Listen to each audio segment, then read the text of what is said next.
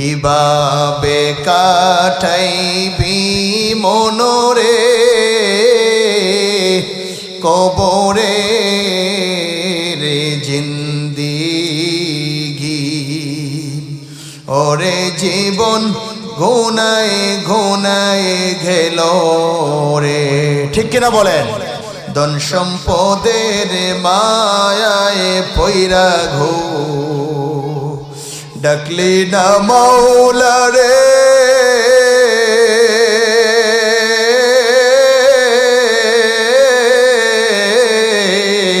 কি জানি কি উপায় হবে গো অন্ধকার কবরে ঠিক কিনা ধন সম্পদের মায়ায় পয়রা গো ডাকলি না মাওলা রে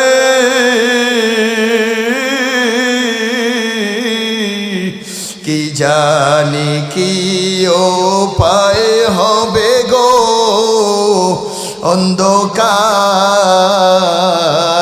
কবরে ওরে জীবন ঘুনায় ঘুনায় গেল রে সংসার সংসার কইরা ববে গো করলি না বন্দিগি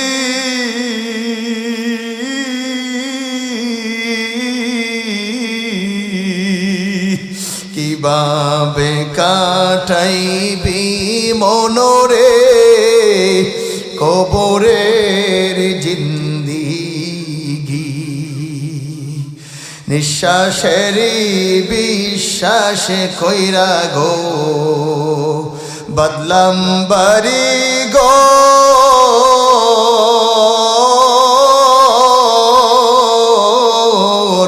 কোন দিন জানি আজরাইল আইসারে সবই করে পর জোরে বলেন ঠিক কিনা নিঃশ্বাসের বিশ্বাসে কইরা গো বদলাম বাড়ি গো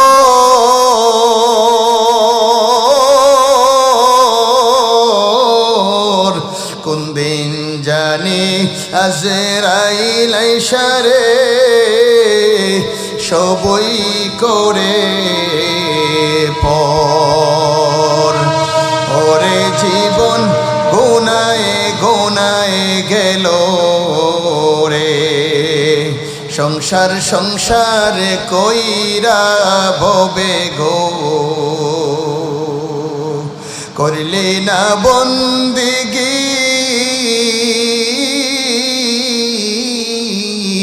কিভাবে কাটাইবি মনরে কবরে জিন্দিগি কিভাবে কাটাইবি মনরে কবরে জিন্দিগি জোরে বলে আমিন।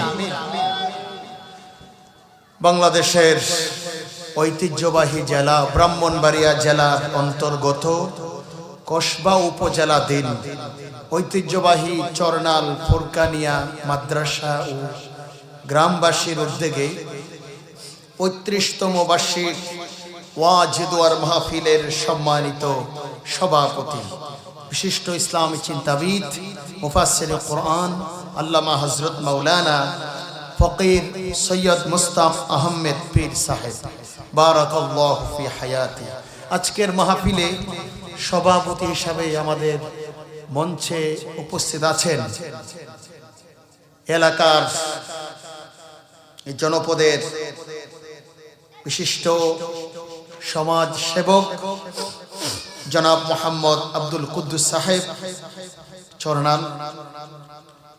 আজকের মাহফিলের প্রধান বক্তা, প্রধান আকর্ষণ, বিশেষ আকর্ষণ বিন্দু মঞ্চে উপবিষ্ট জাতির শ্রেষ্ঠ সন্তান হযরত উলামায়ে কেরাম, আমার সামনে উপস্থিত আল্লাহ প্রেমিক, রাসূল প্রেমিক, কোরআন প্রেমিক, ইসলাম প্রেমিক তাওহীদি জনতা, মুরব্বী বাবারা, যুবক বন্ধুরা, ছোট্ট ছোট্ট মাসুম শিশুরা, বাড়ি ঘরে অবস্থানগত, পর্দার আড়ালে সতী সাদী, সম্মানিতা, আবেদা, সালেহা, জাহেদা, মুমিনা মা ও বোনেরা, আল্লাহ সুবহানাহু ওয়া তাআলার দরবারে অসংখ্য অগণিত শুকর আদায় করছি সেই মহান মনি বাবাদেরকে আজকের এই বরকতপূর্ণ শাবানের চাঁদে, বরকতপূর্ণ মাসে আল্লাহ তাআলা চরনাল ফুরকানিয়া মাদ্রাসার মাঠে কোরআন শোনার মতো সেই তৌফিক আমাদেরকে দান করেছেন। সকলেই হৃদয়ের সবটুকু ভালোবাসা, আবেগ উচ্ছ্বাস করে দিয়ে মহান মনিবের দরবারে কালিমাতুশ শুকর আদায় করি। সকলে পড়ছি আলহামদুলিল্লাহ। দরুদ ও সালাম পেশ করছি বিশ্ব মানবতার মুক্তির দূত বিশ্বনবী মুহাম্মদুর রাসূলুল্লাহ সাল্লাল্লাহু আলাইহি ওয়াসাল্লাম। শহাদায়ে কেরামদের আত্মার মাগফিরাত কামনা করছি। বদর, উহুদ, খন্দক থেকে এই পর্যন্ত আল্লাহর এই জমিনে আল্লাহর দ্বীনকে প্রতিষ্ঠিত করার জন্য যাদের শরীরের তাজা রক্ত জমিনে বিলিয়ে দিয়েছেন, শাহাদতের তামান্না পেশ করেছেন, শাহাদতের নজরানা পেশ করেছেন, শহাদায়ে কেরামদের আত্মার মাগফিরাত কামনা করেছি। সকলে ভালো আছেন? আমাদেরকে ভালো রেখেছেন তিনি কে? আল্লাহ। তিনি যদি আমাদেরকে ভালো না রাখতেন, সুস্থ না রাখতেন, তিনি যদি আমাদেরকে দয়া না করতেন, তিনি যদি আমাদেরকে পছন্দ না করতেন, আজকের এই জান্নাতের বাগানে আমরা আসতে পারতাম? যারা বলেন আসার সুযোগ ছিল? আল্লাহ পাক যাদেরকে কবুল করেছেন, যাদেরকে ভালোবেসেছেন, যাদেরকে মহব্বত করেছেন, আল্লাহ পাক তাদেরকেই এই জান্নাতের বাগানের জন্য কবুল করেছেন। যারা বলেন সুবহানাল্লাহ। আল্লাহর প্রতি ভালোবাসা, রাসূলের প্রতি ভালোবাসা থাকা দরকার আছে না নেই? দুনিয়ার সমস্ত ভালোবাসাকে উপেক্ষা করে সবচাইতে বেশি ভালোবাসতে হবে কাকে? আল্লাহকে, আল্লাহ এবং আল্লাহর রাসূল। আমার ভাইয়েরা, আল্লাহর রাসূলকে সাহাবায়ে কেরামরা কত ভালোবাসতেন। আল্লাহর নবীর প্রিয়তম সাহাবী হযরত বেলাল রাদিয়াল্লাহু তাআলা, ওই ইথিওপিয়ান কালো বেলাল, জোরে বলেন ঠিক কিনা? আল্লাহর রাসূলকে কেমন ভালোবেসেছেন। আল্লাহর রাসূল যখন মিরাজে গিয়েছিলেন, হযরত বেলাল হচ্ছে দুনিয়ায়। আল্লাহর রাসূল যখন জান্নাতে গিয়েছিলেন, জান্নাতে গিয়ে দেখতে পায় হযরত বেলালের জুতার আওয়াজ ওই জান্নাতের মধ্যে টস টস করে আওয়াজ হচ্ছে। আল্লাহর রাসূল হযরত জিবরাইলকে জিজ্ঞাসা করলেন, জিবরাইল ওই জান্নাতে কে? জিবরাইল বললেন, ইয়া রাসূলুল্লাহ, ইয়া হাবিবাল্লাহ, সে হচ্ছে আপনার মুয়াজ্জিন, কালো মুয়াজ্জিন ইথিওপিয়ান। হযরতে বেলালের আওয়াজ শোনা যাচ্ছে। জোরে বলেন সুবহানাল্লাহ। আল্লাহর রাসূল জিবরাইলকে বললেন, কি এমন বেলাল আমল করেছে তার আওয়াজ জান্নাতের মধ্যে শোনা যাচ্ছে? জিবরাইল উত্তর করলেন, আল্লাহর রাসূল যখন আল্লাহর রাসূলের প্রিয়তম সাহাবী ওগো নবীজি হযরত বেলাল যখন মসজিদে প্রবেশ করতেন, মসজিদে প্রবেশ করার সাথে সাথে 2 রাকাত দুখলুল মসজিদ, 2 রাকাত নামাজ আদায় করে নিতেন। জোরে বলেন সুবহানাল্লাহ। শুধু কি তাই? আল্লাহর রাসূলের প্রিয়তম সাহাবী হযরত বেলাল নবীজিকে কত ভালোবাসতেন, নিজের জীবনের চাইতে। জোরে বলেন ঠিক কিনা? এত নির্যাতন নিপীড়ন করা হলো, যেই বাড়িতে কাজ করতেন ওই বাড়িওয়ালা যখন শুনতে পেলেন হযরতে বেলাল ইসলাম গ্রহণ করেছে, কালিমা পড়ে মুসলমান হয়েছে, লা ইলাহা ইল্লাল্লাহ পরে যখন মুসলমান হয়েছে, একাত্মবাদের ঘোষণা দিয়েছে, তাওহীদের ঘোষণা দিয়েছে, লা ইলাহা ইল্লাল্লাহ, আল্লাহ ছাড়া কোনো মাবুদ নেই। আছে? জোরে বলেন আছে?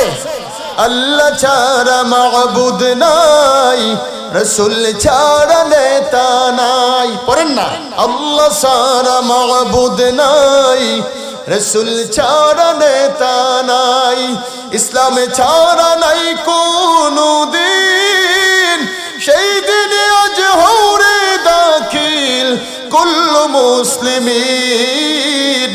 আল্লাহ ছাড়া মাবুদ নাই, রাসূল ছাড়া নেতা নাই, ইসলামে ছাড়া নাই রে কোনো দিন, সেই দিনে আজ হৌরে দাখিল কুল্লু মুসলিমিন। আল্লাহ ছাড়া মাবুদ নাই, রাসূল ছাড়া নেতা নাই। জোরে বলেন না আমিন। কি আল্লাহ ছাড়া আমাদের কোনো মাবুদ আছে? রাসূল ছাড়া আমাদের কোনো নেতা আছে? আমার ভাইরা, আল্লাহ ছাড়া কোনো মাবুদ নাই, রাসূল ছাড়া আমাদের কোনো নেতা নাই।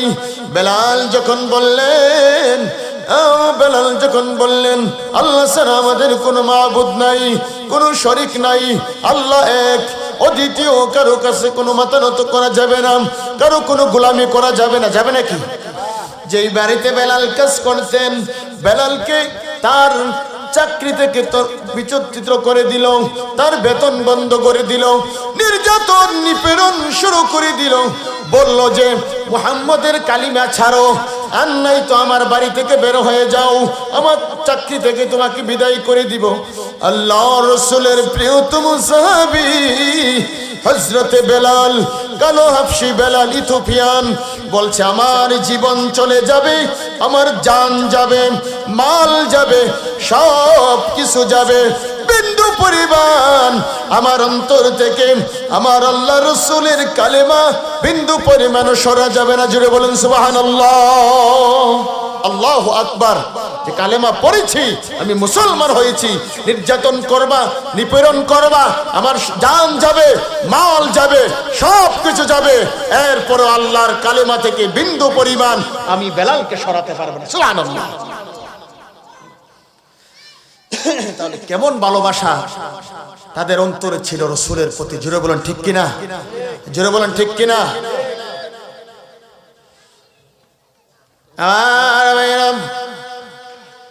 আল্লাহ রাসূল যখন ইন্তেকাল করলেন, আল্লাহ রাসূল যখন দুনিয়া থেকে চলে গেলেন, আল্লাহ রাসূলের প্রিয়তম সাহাবী হযরত বেলাল গাট্টি গুল করে কাপড় চোপড় সব কিছু ব্যাগের ভিতরে পরে চলে গেলেন দামেস্কে। বেলাল বললেন আমি আর মদিনায় থাকবো না। আল্লাহু আকবার বলুন না। যেখানে আমার রাসূল আর বেঁচে নাই, আমার রাসূল দুনিয়া থেকে চলে গিয়েছেন, যেখানে নবীজি নেই, আমি বেলাল আর এই মদিনাতে থাকবো না। চলে গেলেন দামেস্কে, কাপড় চোপড় ব্যাগের ভিতরে ঢুকিয়ে গাট্টি গোল করে দামেস্কে চলে গেলেন। আল্লাহু আকবার। সাহাবায়ে কেরামরা বললেন বেলাল তুমি কোথায় যাচ্ছ? আল্লাহ রাসূলের প্রিয়তম সাহাবী হযরত বেলাল বললেন যেখানে নবীজি নাই, ও রাসূলের সাহাবীরা, ও আমার ভাইরা, আমি আর থাকতে চাই না, রাসূল যেখানে নাই আমি বেলাল থাকবো না। আল্লাহু আকবার। আল্লাহ রাসূলের প্রিয়তম সাহাবী হযরত বেলাল চলে গেলেন দামেস্কে। কিছুদিন পরেই বেলালকে স্বপ্নে দেখালেন বেলাল। আল্লাহ রাসূল বেলালকে স্বপ্নে দেখালেন বেলাল, আজ এক সপ্তাহ হয়ে গেল রে বেলাল, তুমি আমার কবর জিয়ারতের জন্য যাচ্ছ না কেন? আল্লাহু আকবার। এক সপ্তাহ হয়ে গেল বেলাল, তুমি কিভাবে এখানে রয়েছো? আমার রওজার পাশে জিয়ারত করার জন্য কেন আসো? হযরত বেলালকে স্বপ্নে দেখালেন যাও রওজা মুবারকের পাশে দাঁড়িয়ে গিয়ে জিয়ারত করো। আল্লাহ রাসূলের প্রিয়তম সাহাবী হযরত বেলাল যখন স্বপ্নে দেখলেন চলে আসলেন নবীজির মহব্বতে মদিনা মুনাওয়ারায়, নবীজির রওজা পাকের সামনে, নবীজির রওজা জিয়ারত করার জন্য। যারা বলুন না সুবহানাল্লাহ। মদিনা গরম হয়ে গেল। মদিনার সকল সাহাবীরা খবর পেয়ে তারা রেডি হয়ে গেল বেলালকে স্বাগতর যাওয়ার জন্য। বেলাল আসতেছে, মদিনা গরম হয়ে গেল। আল্লাহ রাসূলের প্রিয়তম সাহাবী হযরতে বেলাল আগমন করেছে। আল্লাহু আকবার। আল্লাহ রাসূলের প্রিয়তম সাহাবী হযরত বেলাল যখন আসলেন, সাহাবায়ে কেরামরা বললেন, বেলাল তুমি আজকে আজান দিতে হবে। আল্লাহু আকবার বলুন না। আল্লাহ রাসূলের প্রিয়তম সাহাবী হযরত বেলাল বললেন, না আমি আর আজান দিব না, যেখানে নবীজি নেই সেখানে আমি আর আজান দিব না। সাহাবীদের কথা শুনলেন না। আল্লাহ রাসূলের প্রিয়তম নাতিরা যখন হযরত হাসাইন রাদিয়াল্লাহু তাআলা আনহু, হুসাইন রাদিয়াল্লাহু তাআলা আনহু রিকোয়েস্ট করলেন, ওগো নবীজির সাহাবী, আমার নানা ভাইয়ের সাহাবী হযরত বেলাল, তুমি আজকে আজান দিতে হবে, আজান না দিয়ে যাইতে পারবে না। আল্লাহু আকবার।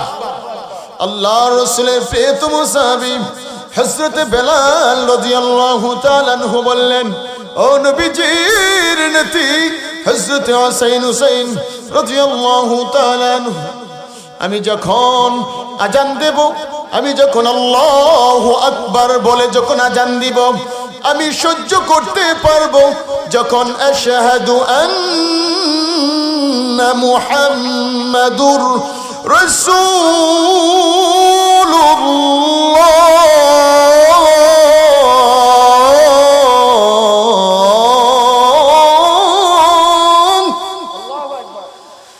আশহাদু আন্না মুহাম্মাদুর রাসূলুল্লাহ।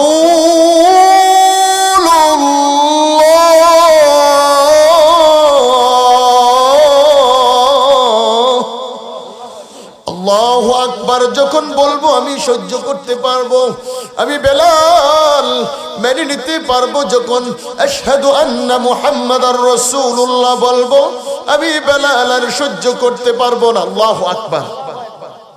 আল্লাহ রাসূলের নাতিদের রিকোয়েস্টে বেলাল আজান দিলেন। আজান দেওয়ার পরে যখন আল্লাহু আকবার বললেন, বেলাল সহ্য করলেন, সবর করলেন। যখন আশহাদু আন্না মুহাম্মাদুর রাসূলুল্লাহ যখন বেলাল বললেন, সাথে সাথে হযরতে বেলাল ওই মসজিদে নববীর মেহরাবের মধ্যে পড়ে গেলেন। জোরে বলুন না সুবহানাল্লাহ। তাকে হুশ করা হলো। জিজ্ঞাসা করলেন সাহাবীরা, তোমার কি হয়েছে? হযরতে বেলাল রাদিয়াল্লাহু তাআলা আনহু বললেন, ও নবীজির সাহাবীরা, আমি যখন আল্লাহু আকবার বললাম, আমি সবর করলাম, ধৈর্য ধারণ করলাম। আমি যখন আশহাদু আন্না মুহাম্মাদুর রাসূলুল্লাহ বললাম, দেখলাম যে আমার নবীজি, যেখানে নবীজি মসজিদে নববীর ওই মেহরাবের মধ্যে দাঁড়িয়ে খুতবা দিতেন, যেখানে নবীজি ইমামতি করতেন, নবীজি নামাজ পড়তেন, আমি আমার রাসূলকে দেখতে পাই না। সেই জন্য আমি বেহুশ হয়ে জমিনে পড়ে গিয়েছি। জোরে বলেন সুবহানাল্লাহ। আল্লাহু আকবার। আরো জোরে বলেন আল্লাহু আকবার। রাসূলের মুহাব্বত, ভালোবাসা আমাদের অন্তরে থাকা লাগবে কি লাগবে না? জোরে বলেন, আরো জোরে বলেন। রাসূলকে ভালোবাসতে হলে আমাদের কি করতে হবে? রাসূলকে ভালোবাসতে হলে আমাদের কি করতে হবে? রাসূলের সুন্নাহগুলি আমাদের কি করতে হবে? পালন করতে হবে।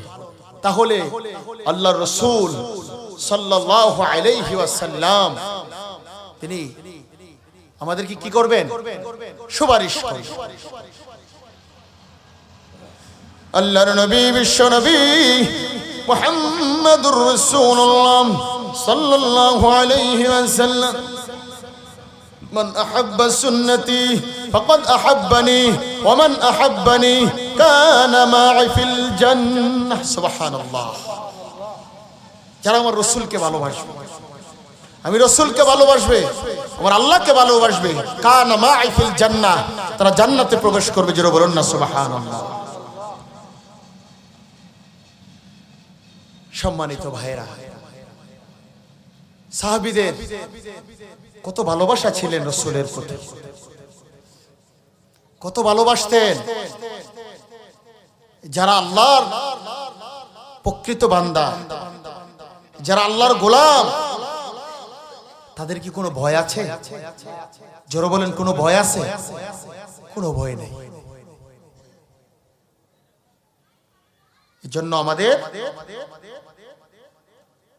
আল্লাহ এবং আল্লাহর রাসূলের ভালোবাসা, মুহাব্বত অন্তরে নিয়ে আমাদেরকে কি করতে হবে? চলতে হবে, থাকতে হবে। আল্লাহু আকবার। পারবো ইনশাআল্লাহ? আমাদের জীবনের চাইতে আমাদের পরিবার, আমাদের সন্তান সন্ততি, টাকা পয়সা, সম্পদ আদির চাইতে ভালোবাসতে হবে কাকে? আল্লাহকে, আল্লাহর রাসূলকে। আল্লাহ রাসূল বলেছেন, প্রকৃত ততক্ষণ পর্যন্ত তোমরা প্রকৃত মুমিন হতে পারবে না, প্রকৃত মুসলমান হতে পারবে না, প্রকৃত ঈমানদার হতে পারবে না, যতক্ষণ পর্যন্ত তোমরা তোমাদের নিজের জীবনের চাইতে, তোমাদের পরিবার পরিজন চাইতে, তোমাদের টাকা পয়সা সম্পদ সন্তানি চাইতে বেশি ভালো না বাসবা, ততক্ষণ পর্যন্ত তোমরা প্রকৃত মুমিন হতে পারবা না। আল্লাহু আকবার।